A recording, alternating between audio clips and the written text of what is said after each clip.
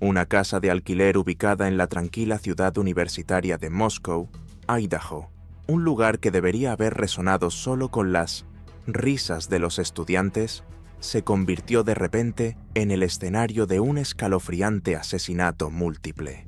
4 estudiantes universitarios, Kaylee Goncalves, Madison Mogen, Sana Kernodle y Ethan Chapin, fueron apuñalados hasta la muerte mientras dormían. No había señales de entrada forzada, no hubo gritos.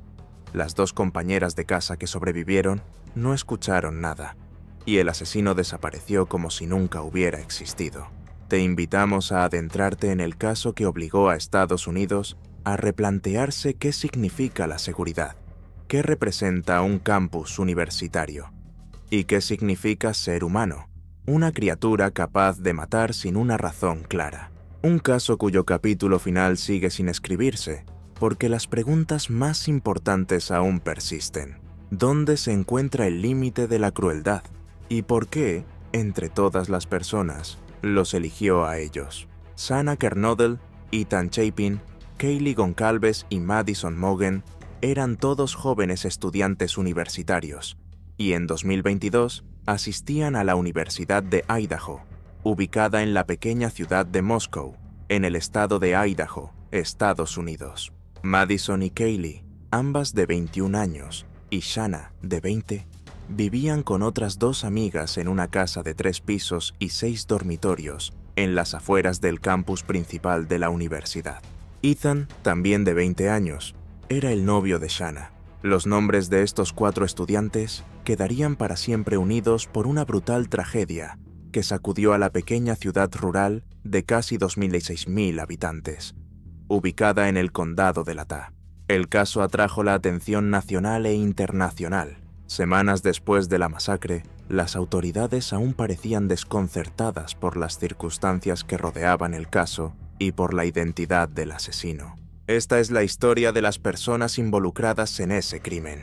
Madison May Mogen nació el 25 de mayo de 2001 en Eugene, Oregon, Estados Unidos. Conocida cariñosamente como Maddie, era hija de Karen Laramie y Benjamin Mogen, comúnmente conocido como Ben. Después de un tiempo, los padres de Maddie se divorciaron y Karen se casó nuevamente con un hombre que se convertiría en el padrastro de Maddie, Scott Laramie. Mientras tanto, Ben se casó con una mujer llamada Cy Hotrock. Cuando Maddie tenía 2 años, la familia se mudó a la ciudad de Coeur d'Alene, ubicada a unos 135 kilómetros al norte de Moscow, en la región norte de Idaho, donde sus padres habían vivido anteriormente. De niña, Maddie asistió a la escuela primaria Winton y comenzó su educación secundaria en la Coeur d'Alene Charter Academy, donde conoció a Kaylee en 6º grado.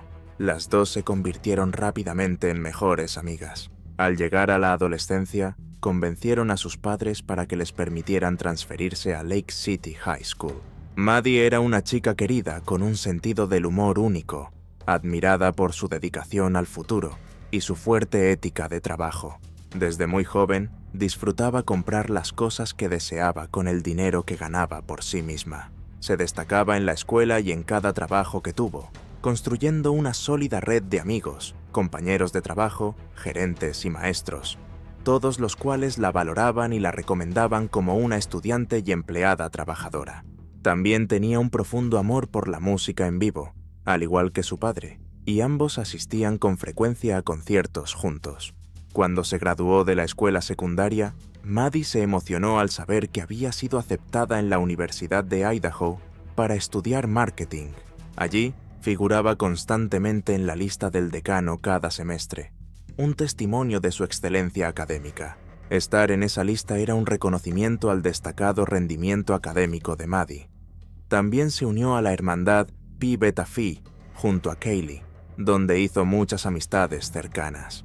Durante ese tiempo, comenzó a salir con su novio, un compañero universitario llamado Jake Schreier. Además de sus estudios, Maddie trabajaba en Mad Greek, un restaurante familiar ubicado en el centro que se especializaba en cocina griega vegetariana. Allí, tuvo la oportunidad de aplicar sus habilidades en marketing al dirigir una campaña de promoción en redes sociales para el restaurante. La mejor amiga de Maddie, a quien siempre llamaba la hermana de su vida, era Kaylee Jade Goncalves Stevenson.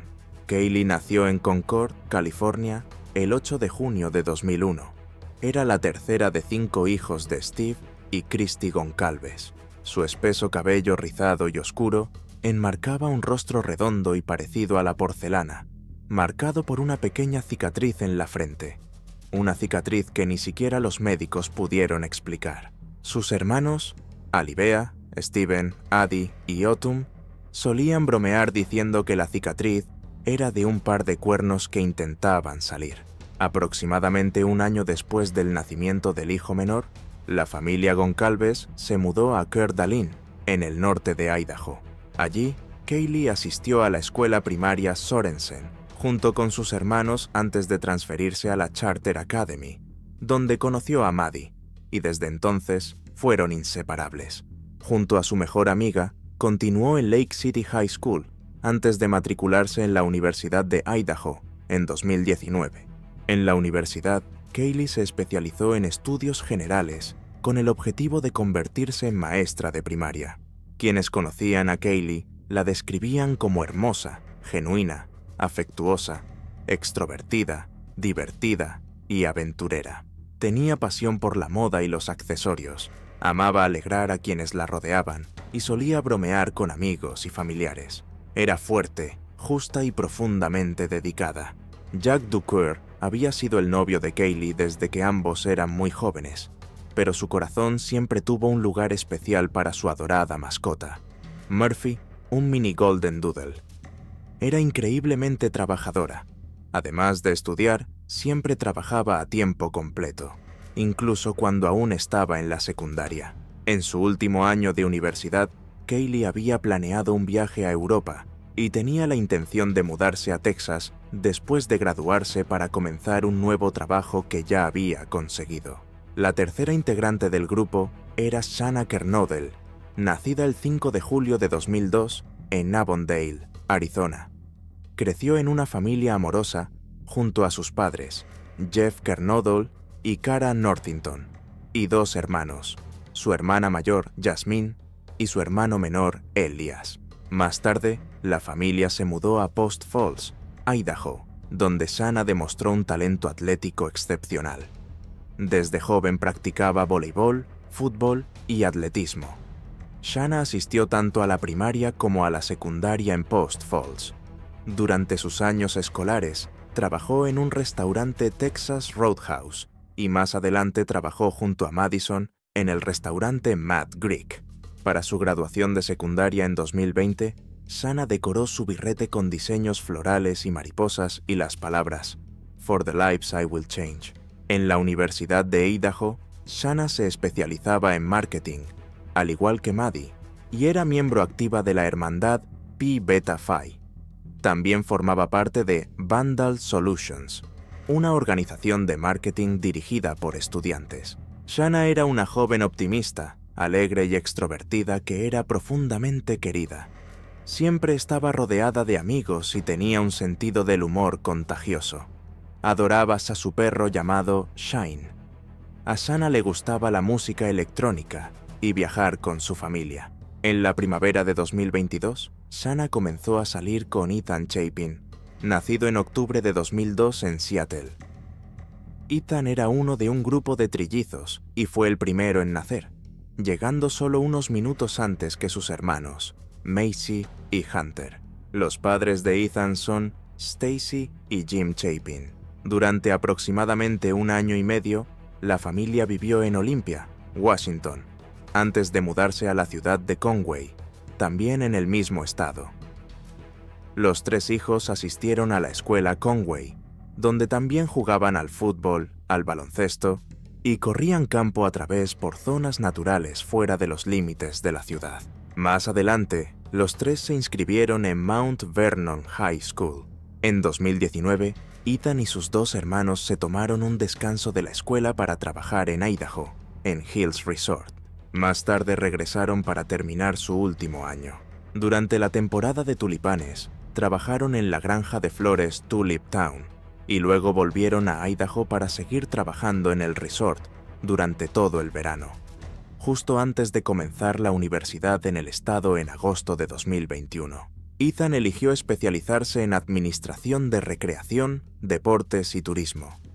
Él y su hermano Hunter se unieron a la fraternidad Sigma Chi, mientras que Macy se convirtió en miembro de la hermandad Kappa Alpha Theta. A Ethan no le apasionaban particularmente los estudios, ya que sus verdaderos intereses estaban en la vida social y las actividades deportivas. Además de practicar deportes universitarios, disfrutaba regularmente del golf, vóley de playa, pickleball e incluso del surf. Este joven amaba la vida y siempre estaba sonriendo. Le gustaba la música country y hacía amigos fácilmente donde quiera que fuera. En junio de 2021, Maddie, Kaylee y Chana, junto con otras dos amigas, Bethany Funk y Dylan Mortensen, alquilaron una casa de 3 pisos y 6 dormitorios en King Road, cerca del campus universitario. La consideraban un lugar ideal, ya que estaba a solo 20 minutos a pie de las clases y el área estaba rodeada de las mejores casas de vida griega. Además, todos estaban cómodos porque cada persona tenía su propio dormitorio. Adicionalmente, Shanna y Maddie ya llevaban un tiempo viviendo juntas. Durante su tiempo trabajando en Mad Greek, Maddie y Shanna no solo servían comida, veían pasar cientos de rostros cada día. Entre esos clientes había un joven que solía aparecer en silencio y desaparecer sin dejar rastro. Brian Christopher Koberger.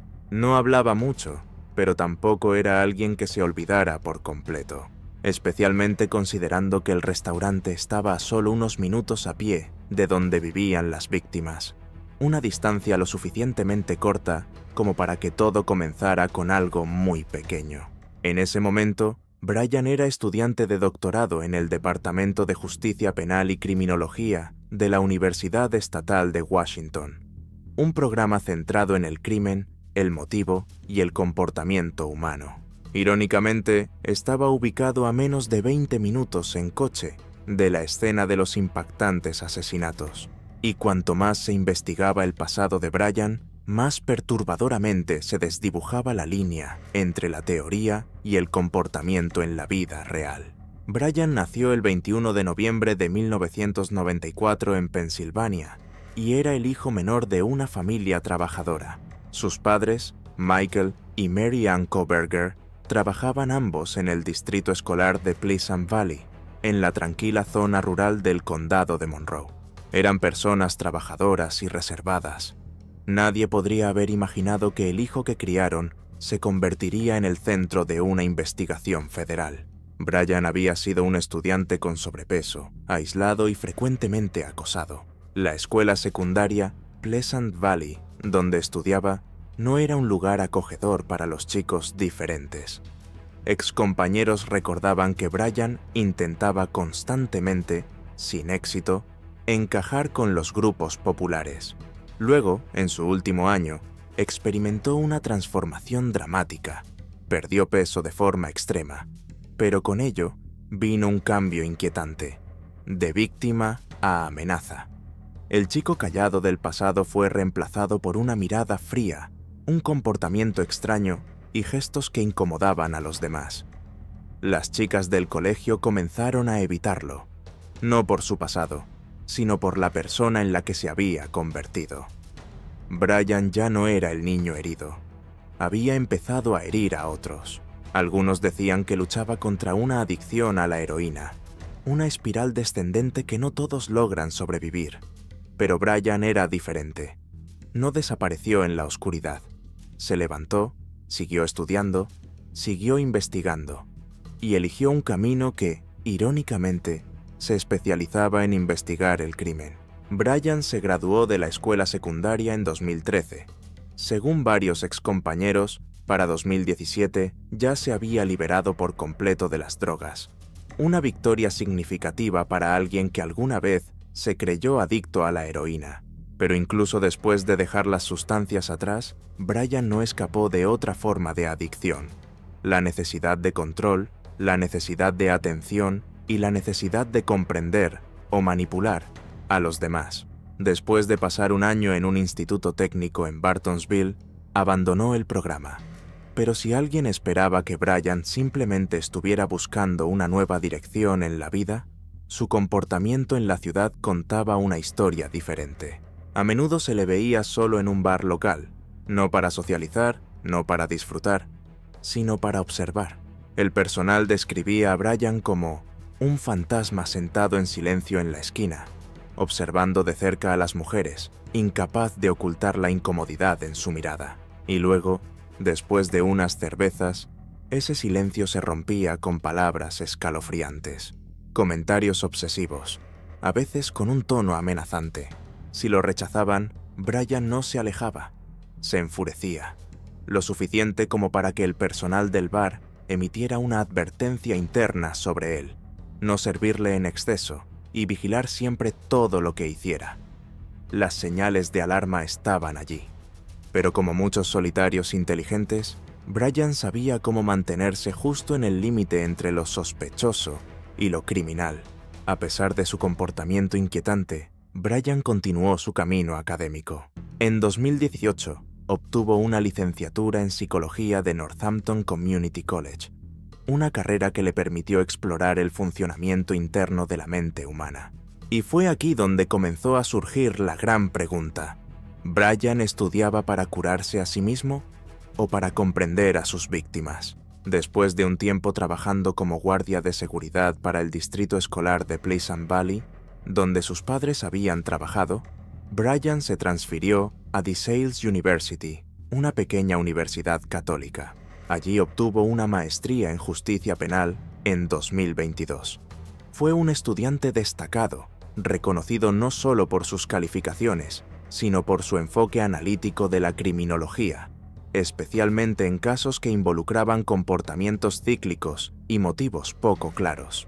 Algunos profesores de DeSales lo elogiaban como una mente rara en el campo, y fueron esas sólidas recomendaciones las que ayudaron a Brian a ser aceptado en el nivel más alto del ámbito académico, el programa de doctorado en la Universidad Estatal de Washington. En agosto de 2022, Brian se mudó a Pullman, Washington, una ciudad tranquila a solo 15 minutos en coche de Moscow, Idaho.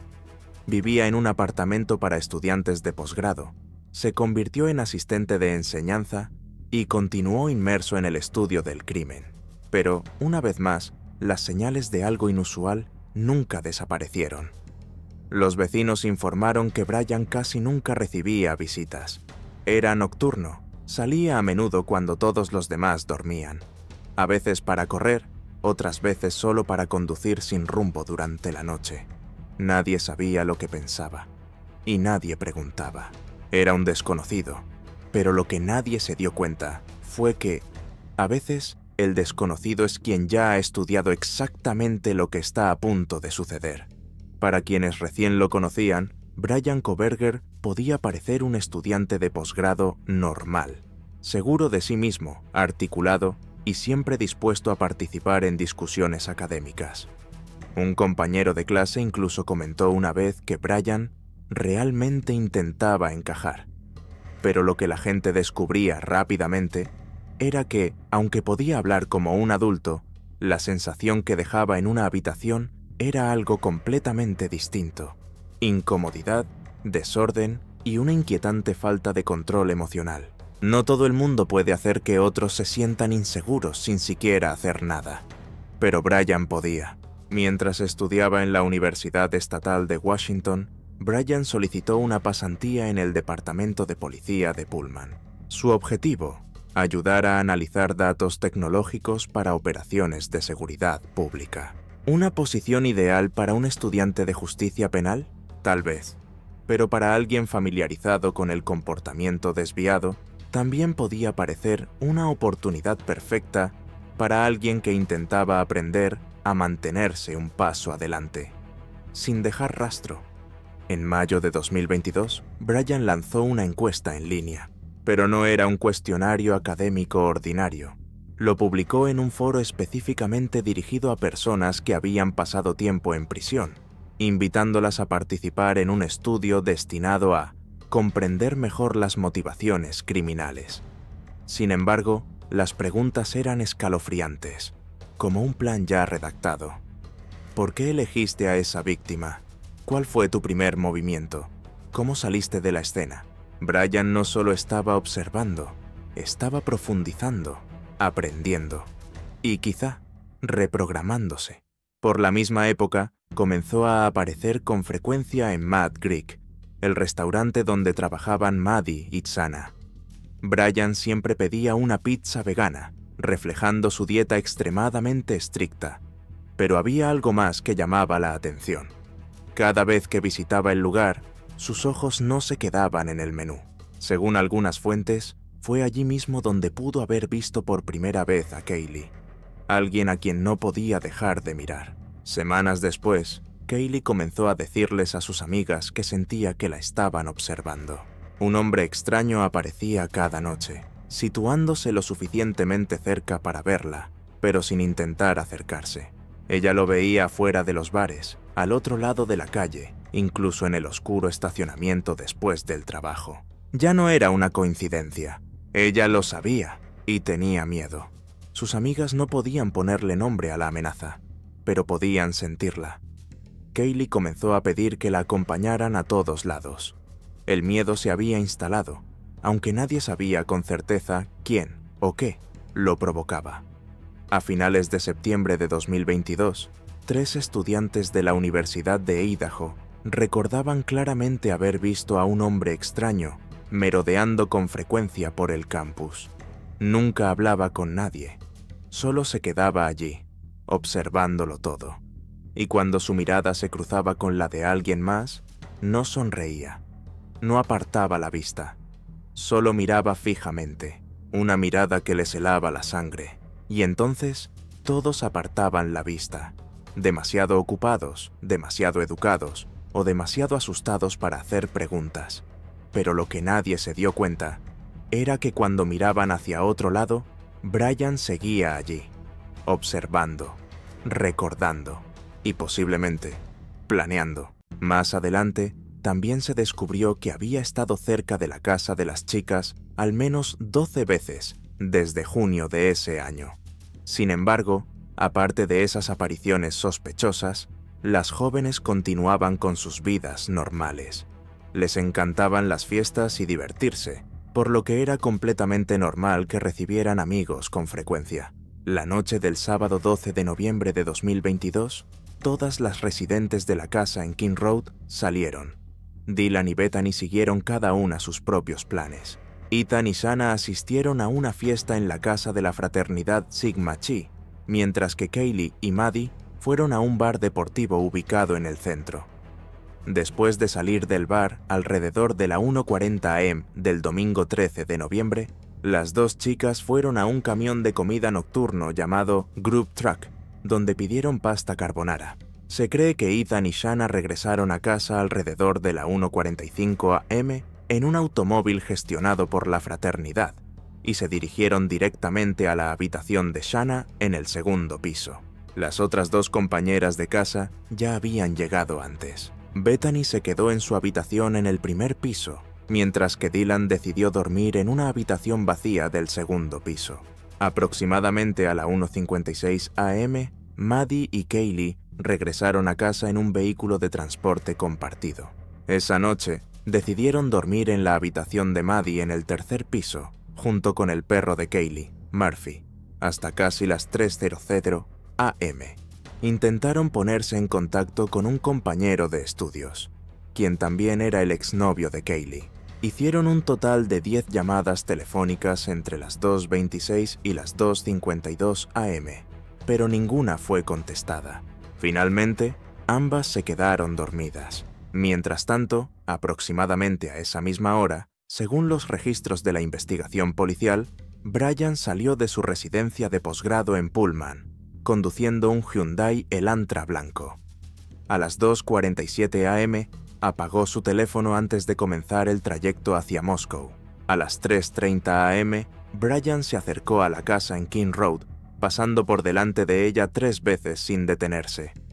Unos 30 minutos más tarde, regresó y se estacionó cerca alrededor de las 4 am del domingo. En ese momento, Shanna estaba en redes sociales mientras esperaba un pedido de comida realizado a través de una aplicación.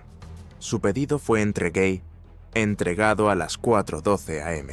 Pocos minutos después, un intruso desconocido, vestido completamente de negro y con una máscara que cubría tanto la boca como la nariz, entró a la casa portando un cuchillo afilado. No está claro cómo logró ingresar, ya que no había señales de entrada forzada ni cerraduras rotas. Se cree que subió directamente al tercer piso, donde Maddie y Kaylee dormían en la misma cama, y las atacó brutalmente mientras aún dormían. A continuación, sus objetivos fueron Shanna y su novio, Ethan. Ethan estaba dormido cuando comenzó el ataque. Shanna se despertó y luchó con todas sus fuerzas. Intentó repetidamente agarrar la hoja del cuchillo en defensa propia, sufriendo heridas profundas en las manos, tan graves que algunos de sus dedos casi fueron amputados. Las 4 víctimas fueron apuñaladas múltiples veces, y la gravedad de sus heridas provocó que murieran rápidamente, debido a una pérdida masiva de sangre. Mientras todo esto sucedía, Dylan se despertó al escuchar ruidos en el piso de arriba. Pensó que era simplemente Kaylee jugando con su perro. Un poco después, escuchó una voz que decía: «Hay alguien en la casa». Abrió la puerta y miró hacia el pasillo, pero no vio a nadie, así que volvió a su habitación. Unos minutos más tarde, escuchó llanto proveniente de la habitación de Shanna y una voz masculina que decía: «Está bien, voy a ayudarte». Dylan abrió la puerta una vez más, y esta vez se encontró cara a cara con un hombre vestido de negro, caminando directamente hacia ella. Se encontró cara a cara con un hombre enmascarado, de aproximadamente 1,80 metros de estatura, complexión atlética y cejas pobladas. Él pasó justo junto a ella y salió de la casa por la puerta corrediza de vidrio que daba al patio trasero del segundo piso. La chica se quedó paralizada. Una vez que recuperó el aliento, completamente aterrada, corrió de regreso a su habitación y cerró la puerta con llave. A las 4:25 am, el atacante, luego identificado como Brian, encendió su auto con fuerza y se alejó rápidamente de la escena, conduciendo a alta velocidad de regreso a Pullman. Mientras iba por la autopista, volvió a encender su teléfono celular. Unas horas más tarde, cuando Dylan y Bethany salieron de sus habitaciones, vieron a una de las víctimas y creyeron que esa persona se había desmayado. Llamaron a varios amigos a la casa para pedir ayuda. No hay información específica sobre lo que ocurrió exactamente después, pero lo que sí se sabe con certeza es que poco antes del mediodía se realizó una llamada al 911 desde el teléfono de una de las 2 compañeras de casa sobrevivientes, reportando a una persona inconsciente en la residencia de los estudiantes. La policía llegó rápidamente al lugar y encontró la puerta abierta. En el interior descubrieron 4 cuerpos en los pisos segundo y tercero. Todos habían sido asesinados con un arma blanca. La escena era extremadamente impactante. Sangre salpicada por todas partes, con manchas de sangre cubriendo las paredes de las 2 habitaciones donde se encontraron a las víctimas. La investigación comenzó de inmediato, liderada por el Departamento de Policía local con el apoyo de las autoridades estatales de Idaho, la Oficina del Sheriff del Condado de Latah y la Oficina Federal de Investigación, FBI. Mientras procesaban la escena del crimen, los peritos forenses descubrieron una funda de cuchillo de cuero marrón claro junto a Maddie en la cama, una que coincidía con un cuchillo de combate estilo K-Bar. Se trata de un cuchillo de hoja fija, de estilo militar, típicamente usado para cazar o pelear. Ese tipo de funda de cuchillo también se utiliza comúnmente en campamentos de entrenamiento de supervivencia y por el personal militar.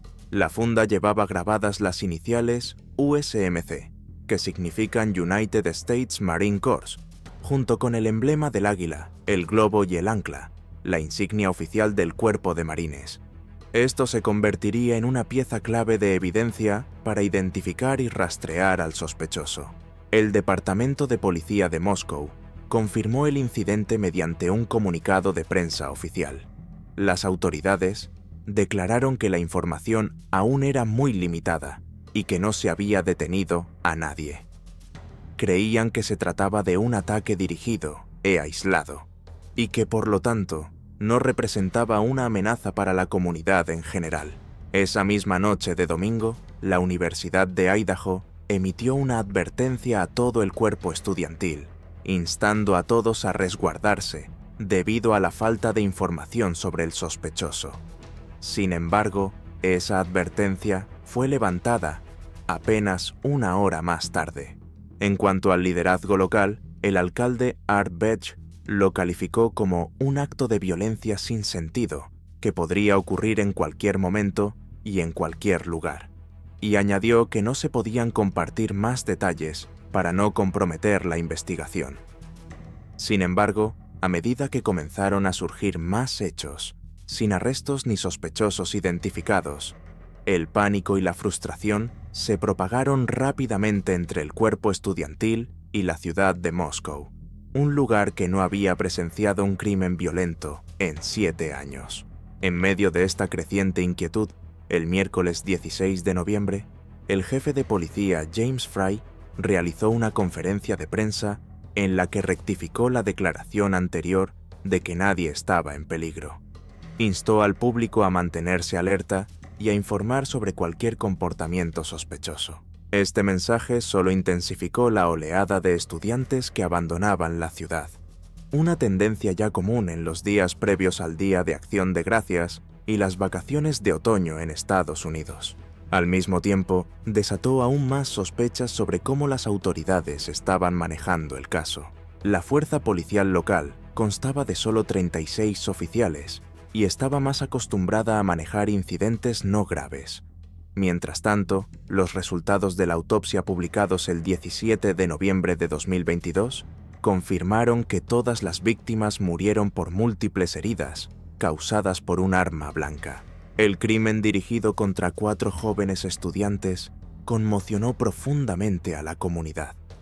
Tan pronto como se difundió la noticia, los residentes comenzaron a llevar flores y velas, colocándolas frente al cartel de la Universidad de Idaho para rendir homenaje a los fallecidos. Solo 5 días después del brutal ataque, el viernes 18 de noviembre, Brian recibió una nueva placa de matrícula para su Hyundai Elantra blanco, con un número de registro diferente al anterior. Había presentado la solicitud ante la Autoridad de Licencias del Estado de Washington.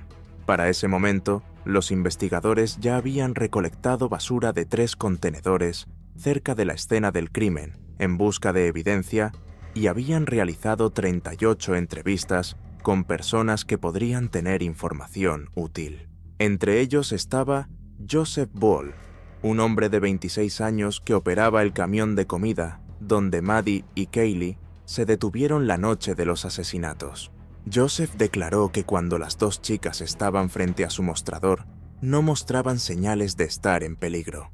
También proporcionó un video transmitido en vivo por redes sociales esa misma madrugada, en el que se podía ver a un joven misterioso con una sudadera con capucha observando a las 2 chicas y aparentemente siguiéndolas después de que se marcharon.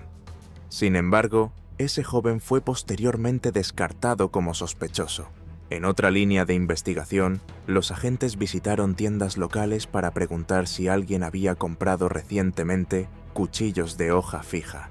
Al mismo tiempo, publicaron un mapa detallando los movimientos de las víctimas, con la esperanza de que el público pudiera aportar información crucial.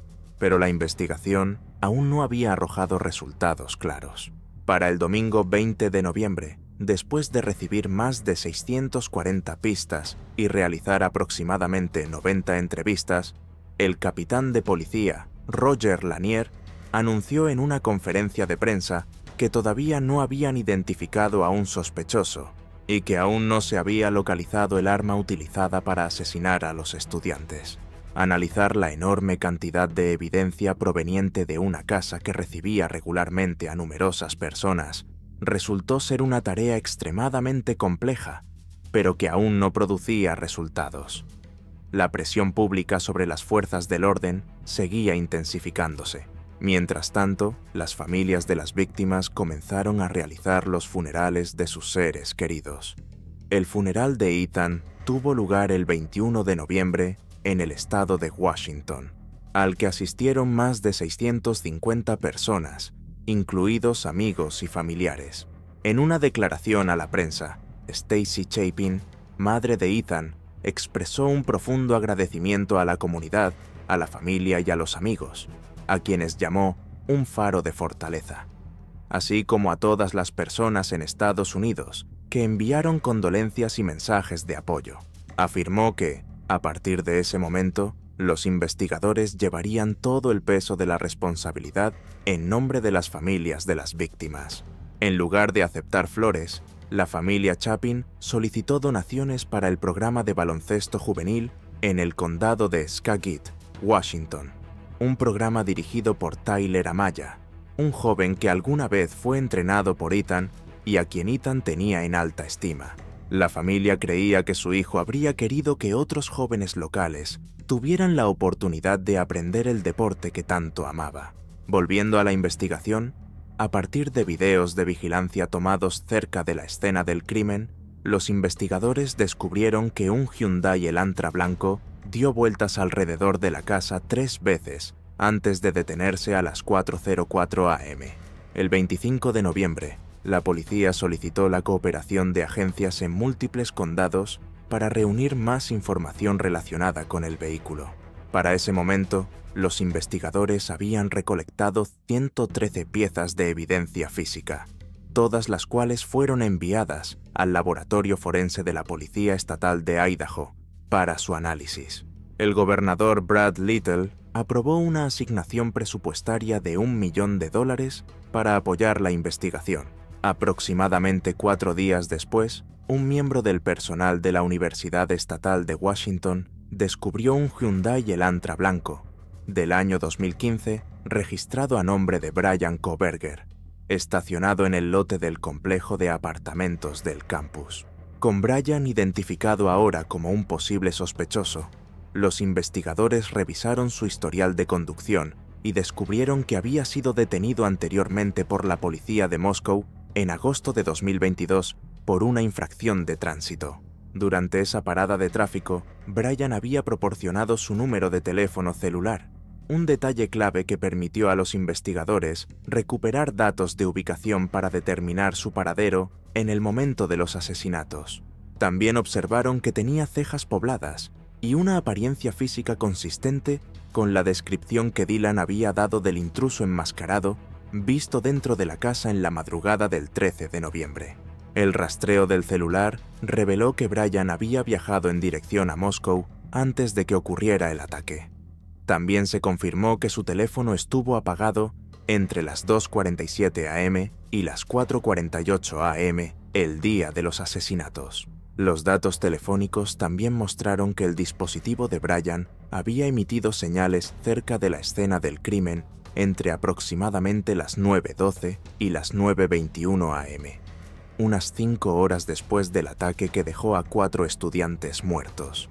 Además, los datos revelaron que Brian había estado cerca de la casa de las víctimas al menos 12 veces entre junio y el día de los asesinatos, el 13 de noviembre.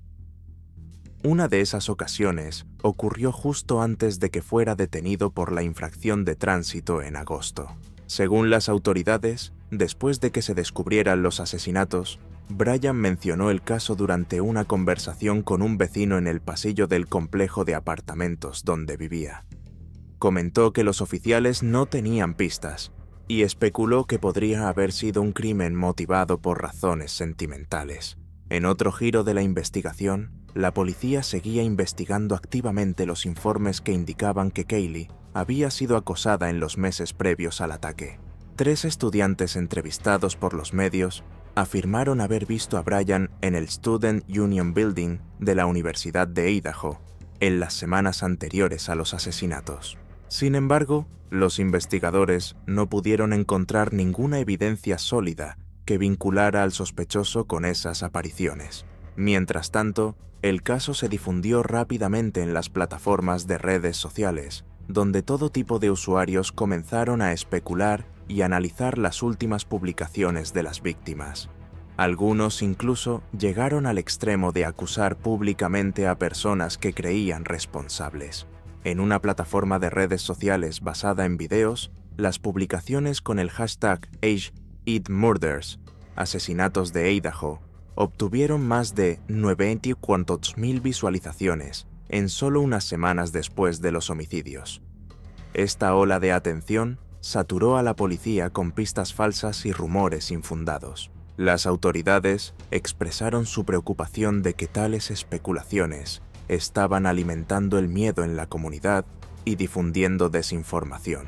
Los funcionarios también publicaron una lista de personas que habían sido descartadas como sospechosos, incluyendo las 2 compañeras de casa sobrevivientes, el hombre que apareció en el video de vigilancia del Group Truck, el conductor que llevó a Maddie y Kaylee a casa esa noche, el exnovio de Kaylee, los amigos que estaban en la casa durante la llamada al 911 y una 6ª compañera de casa que se había mudado meses antes, pero que aún figuraba en el contrato de arrendamiento.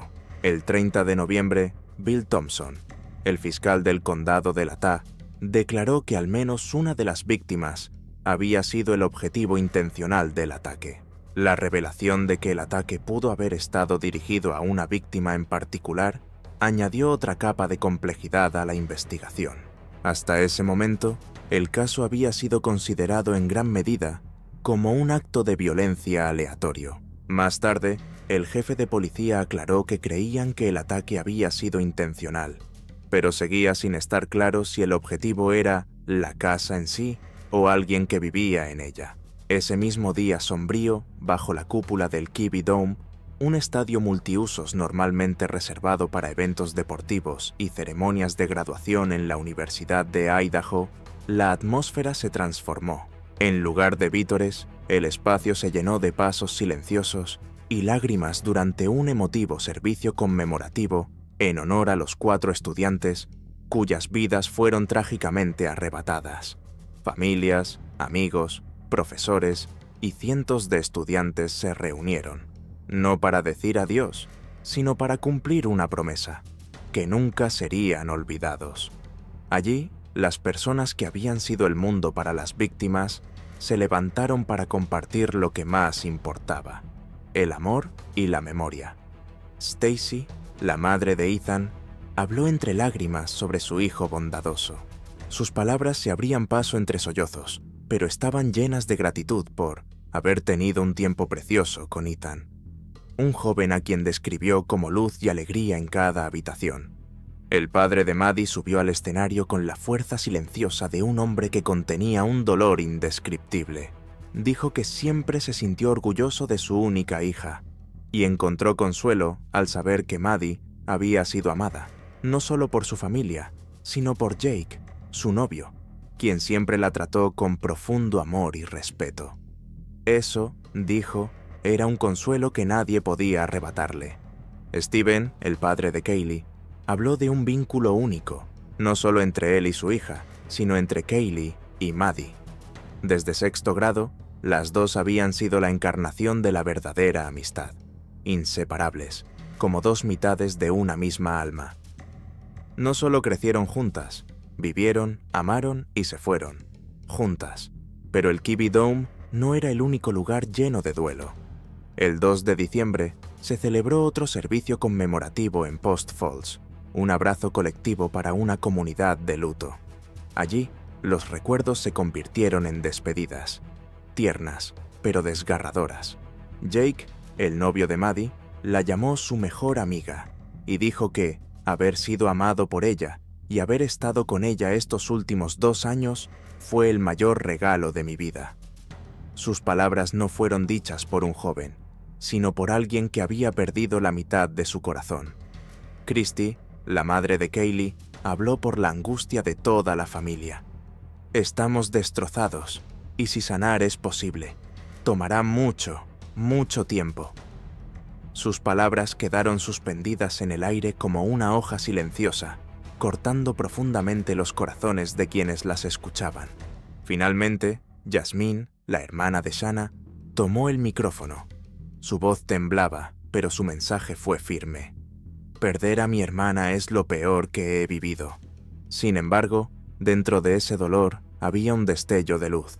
El consuelo de saber que Shanna había vivido plenamente, había tenido amigos increíbles y había sido profundamente amada durante los mejores años de su juventud.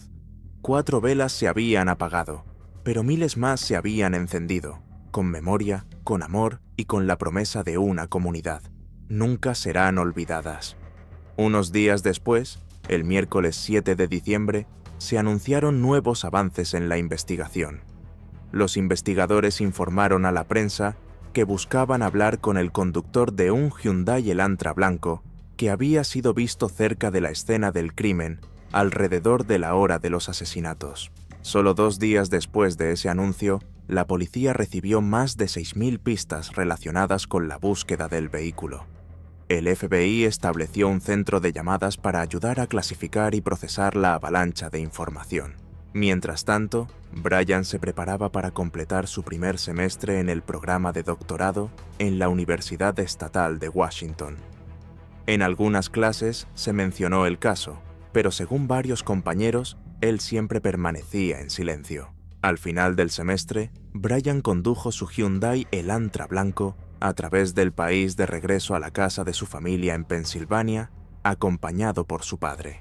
Durante ese tiempo, las familias de los estudiantes asesinados seguían lidiando con un dolor abrumador. Para algunos, como la madre de Kaylee, crecía la preocupación por la capacidad del departamento de policía para llevar al asesino ante la justicia en un caso de tal magnitud y complejidad. Sentía que estaba en la oscuridad, sin recibir actualizaciones claras sobre el progreso de la investigación. El padre de Ethan también expresó su insatisfacción con la falta de comunicación por parte de los investigadores. El padre de Kaylee fue más allá, calificando a los oficiales como cobardes por ocultar detalles sobre lo sucedido y criticando la forma en que manejaron la investigación por ser confusa y carente de transparencia. Afirmó que las heridas en el cuerpo de su hija no coincidían con las que se encontraron en Maddie. Basándose en estas preocupaciones, la familia Goncalves mantuvo una reunión con las autoridades policiales para discutir lo que consideraban fallos graves en el proceso investigativo. Por su parte, las personas cercanas a Shanna lanzaron un fondo conmemorativo el 16 de diciembre, lo que llevó a la creación del Fondo de Becas Shanna Kernodle, establecido en asociación con la Fundación de la Universidad de Idaho.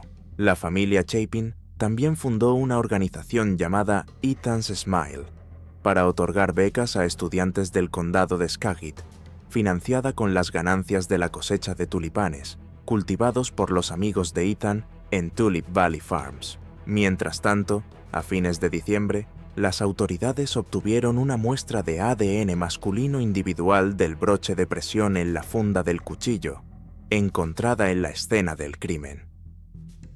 El 27 de diciembre, los investigadores recolectaron basura de la casa de los padres de Brian y la enviaron al Laboratorio Estatal de Idaho para su análisis. Inicialmente, no hubo coincidencias en la base de datos de ADN de individuos previamente procesados.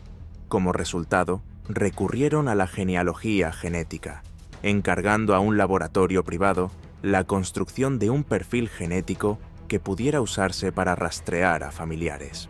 Al comparar los registros genéticos, determinaron con alta probabilidad que el ADN encontrado en la basura pertenecía al padre de la persona que había dejado el ADN en la funda del cuchillo. Con base en este resultado, concluyeron que Brian Koberger era el principal sospechoso. Además, los datos del teléfono celular revelaron que Brian pudo haber vigilado la casa durante varias semanas. Con base en esto y otras pruebas, los investigadores comenzaron a monitorearlo en secreto durante varios días. Lo observaron repetidamente afuera de la casa de sus padres, usando guantes médicos.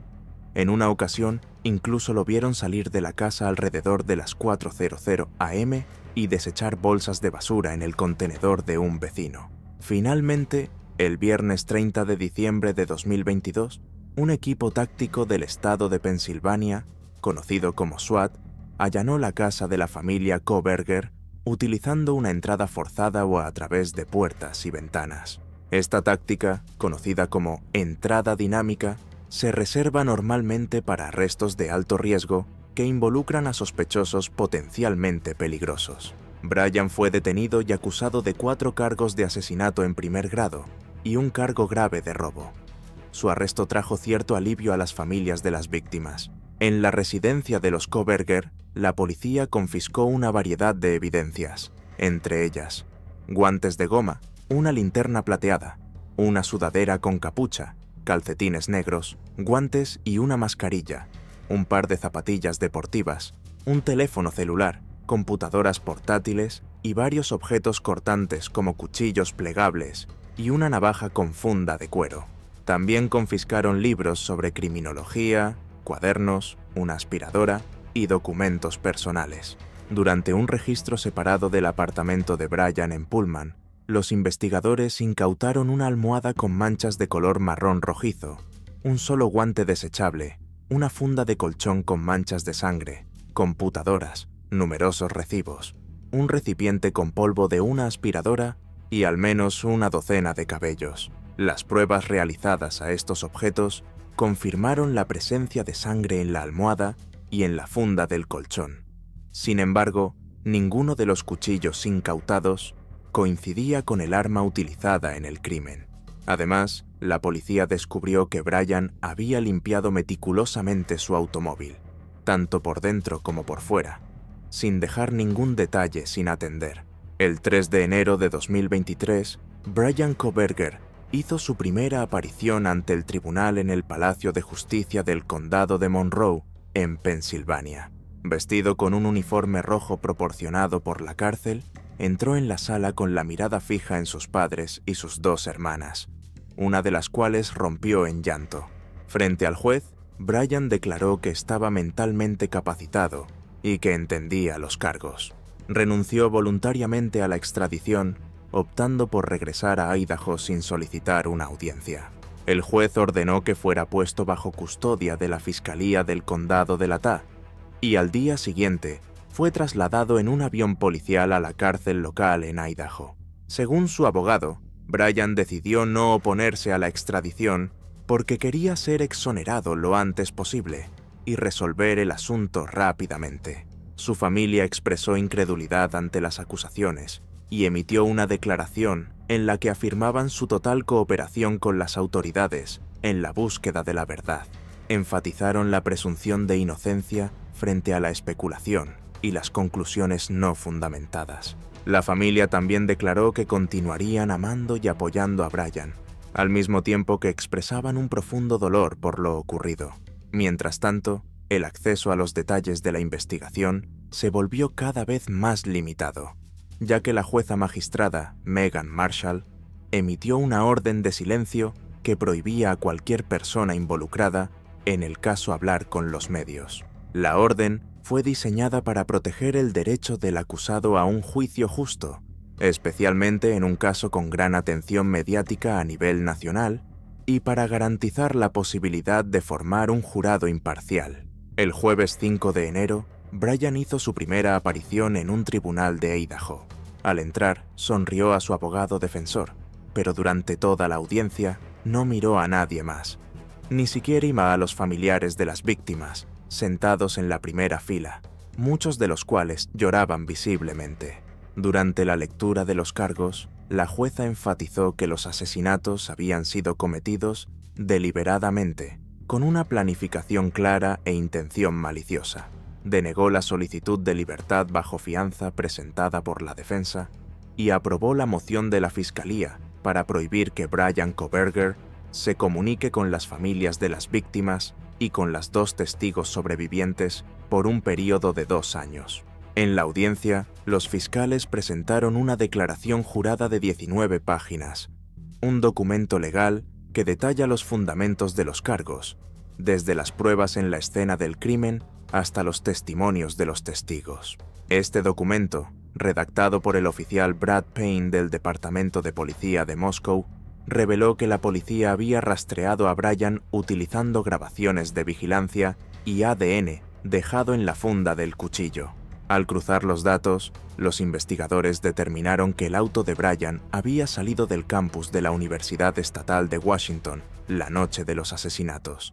Se había desplazado hasta la escena del crimen en Moscow y luego había regresado a Pullman, una ruta que generó más de una pregunta y sentó las bases para los cargos. Sin embargo, muchas preguntas clave siguen sin respuesta.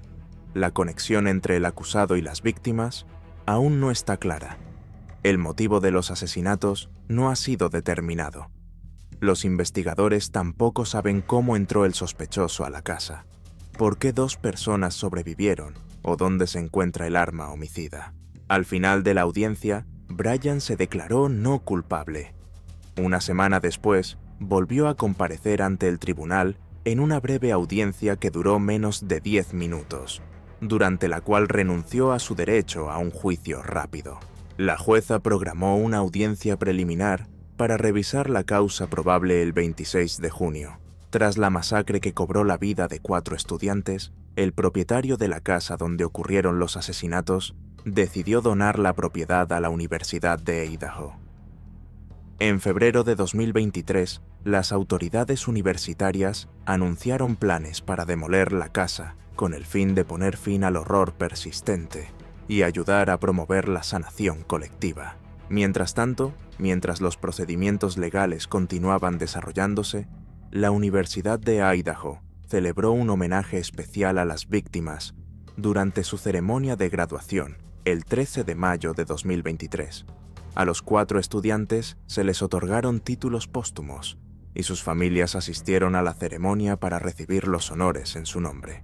Por separado, el lunes 22 de mayo, se llevó a cabo una audiencia ante un gran jurado, un organismo encargado de revisar la solicitud de la Fiscalía para presentar una acusación formal. Tras examinar el expediente del caso, el gran jurado acusó oficialmente a Bryan Kohberger de múltiples cargos de asesinato y un cargo de robo con entrada ilegal a una residencia. La jueza le preguntó a Bryan si deseaba presentar una declaración por cada cargo, pero él permaneció en silencio. Su abogada se levantó y declaró que el acusado no respondería en ese momento. Como resultado, el tribunal ingresó una declaración de no culpable en su nombre.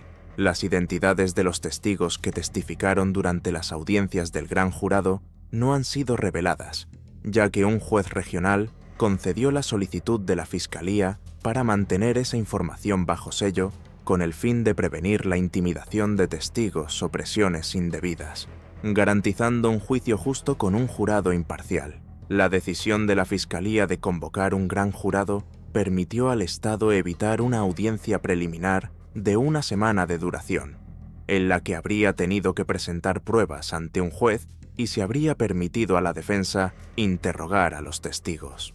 Mientras tanto, el 22 de junio, el equipo defensor de Bryan presentó un documento legal en el que afirmaba que no existía ninguna conexión conocida entre el acusado y los estudiantes asesinados, y alegaba que se había encontrado ADN de otros hombres no identificados en la escena del crimen. Unos días después, los fiscales anunciaron su intención de solicitar la pena de muerte, citando factores agravantes y describiendo el crimen como excepcionalmente brutal, demostrando lo que llamaron un desprecio total por la vida humana. Por su parte, el equipo de defensa insinuó que poseía evidencia que demostraría que Bryan no se encontraba en la escena del crimen en el momento de los asesinatos. Sin embargo, cuando se les pidió una aclaración, sus abogados ofrecieron solo una explicación vaga, que Bryan tenía la costumbre de conducir solo por la noche, y que la noche en cuestión había salido a conducir sin rumbo hasta el amanecer, sin proporcionar ubicaciones específicas ni evidencia independiente que respaldara esa afirmación. El 25 de julio, la defensa presentó una moción para desestimar la acusación formal, citando un argumento legal de carácter técnico. Alegaron que el gran jurado había sido mal informado sobre el estándar de prueba necesario para emitir un cargo penal. Según los documentos presentados, el gran jurado debería haber sido informado de que la carga de prueba para acusar formalmente era más allá de toda duda razonable. En cambio, supuestamente se les instruyó de manera incorrecta, que bastaba con tener motivos fundados para creer que el acusado cometió el crimen. Como resultado, la defensa también solicitó una nueva audiencia preliminar para determinar si el caso debía seguir adelante. Mientras se esperaba una decisión sobre esa moción, se celebró una audiencia el miércoles 23 de agosto, durante la cual el acusado renunció a su derecho a un juicio rápido, alegando que su equipo legal no estaba preparado para el juicio originalmente programado para el 2 de octubre. La jueza accedió a posponer el juicio, pero no fijó una nueva fecha. Mientras tanto, la investigación continuaba. El FBI siguió recopilando evidencia en la casa donde ocurrieron los asesinatos hasta finales de octubre de 2023. Además, capturaron imágenes detalladas y recopilaron documentación utilizando equipos especializados de escaneo para reconstruir digitalmente la escena del crimen con fines de presentación en el tribunal. En medio de todos los procedimientos legales, el 13 de noviembre de 2023 se cumplió un año del asesinato de los 4 estudiantes. Ese día, la Universidad de Idaho organizó una vigilia con velas en honor a las víctimas. Aproximadamente en ese mismo período, el equipo de defensa presentó otra moción para desestimar toda la acusación formal, argumentando que el proceso de la Fiscalía había sido comprometido por un gran jurado parcial, el uso de pruebas inadmisibles y la falta de una base legal sólida. También acusaron a la Fiscalía de haber ocultado deliberadamente pruebas potencialmente exculpatorias que podrían ayudar a demostrar la inocencia de Brian. Sin embargo, el 15 de diciembre de ese mismo año, el tribunal denegó oficialmente la moción, dictaminando que la acusación seguiría vigente. Pocos días después, el 21 de diciembre, los fiscales propusieron programar el juicio para el verano de 2024, en algún momento entre junio y septiembre, cuando la mayoría de los estudiantes universitarios en Estados Unidos estarían en receso académico. Este calendario permitiría a la ciudad albergar a un gran número de periodistas que cubrirían el caso sin interrumpir la vida estudiantil, y al mismo tiempo evitaría que la comunidad universitaria reviviera el trauma de perder a 4 compañeros. Una semana después, el 28 de diciembre de 2023, la casa donde tuvo lugar la matanza más atroz en la historia de Idaho fue completamente demolida, tras una decisión tomada por la universidad. Esta decisión se llevó a cabo a pesar de las solicitudes de 3 de las familias de las víctimas, quienes instaron a la universidad a preservar la casa hasta que se celebrara el juicio, argumentando que tenía un valor probatorio significativo. Sin embargo, al final, la Fiscalía accedió a la demolición, declarando que la condición física de la casa había cambiado demasiado desde el día del crimen como para seguir siendo una evidencia útil. Con el inicio de 2024, la fecha del juicio continuó postergándose. A finales de febrero, los fiscales indicaron que el juicio podría no comenzar hasta marzo de 2025. Por su parte, la defensa estimó que la fecha más temprana posible sería junio de 2025, debido a la gran cantidad de testigos y pruebas involucradas. Esto provocó una fuerte reacción por parte de las familias de las víctimas.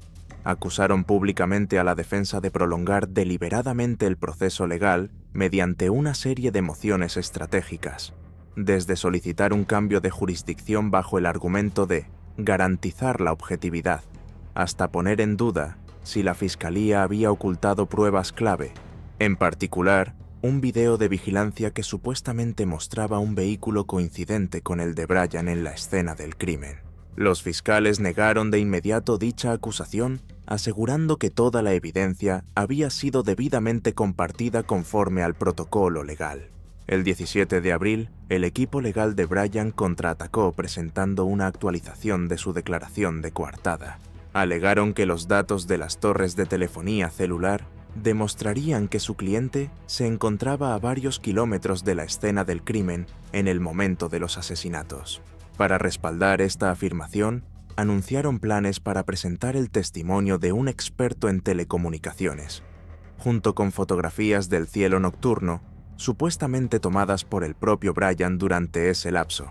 en un intento inusual por establecer su inocencia. A medida que el expediente del caso se volvía más complejo, la defensa continuó presionando para trasladar el juicio a un condado más grande, uno con un grupo más amplio de posibles jurados. Sugerían lugares como los condados de Ada, Bonneville o Bannock, con la esperanza de encontrar un jurado menos influenciado por prejuicios locales. Se ha programado una audiencia para revisar esta solicitud el 27 de junio de 2024. Hasta el momento, no se ha fijado una fecha oficial para el juicio de Bryan Kohberger, el hombre de 29 años que permanece bajo custodia como el principal sospechoso de una masacre que conmocionó a toda la nación. Mientras la batalla legal se prolonga, las familias de las víctimas solo tienen una opción: esperar. Esperar que se haga justicia, no solo por Shanna, Ethan, Kaylee y Maddie, sino por todos aquellos que quedaron marcados para siempre por un crimen aterrador que aún desafía toda explicación. Porque debajo de montañas de expedientes, datos y argumentos jurídicos, persiste una pregunta inquietantemente simple. ¿Qué pudo haber llevado a un estudiante de doctorado, alguien que estudiaba la psicología de los criminales, al borde de cometer presuntamente un asesinato brutal y a sangre fría de 4 jóvenes a quienes, al parecer, ni siquiera conocía? Se espera que el próximo juicio finalmente arroje luz sobre esa oscuridad. Pero hasta que llegue ese día, la verdad permanece enterrada, en algún lugar entre los documentos del caso, en los ojos insomnes de unos padres que aún lloran, y en el silencio doloroso de una comunidad que espera cerrar el capítulo de una pesadilla que aún no termina.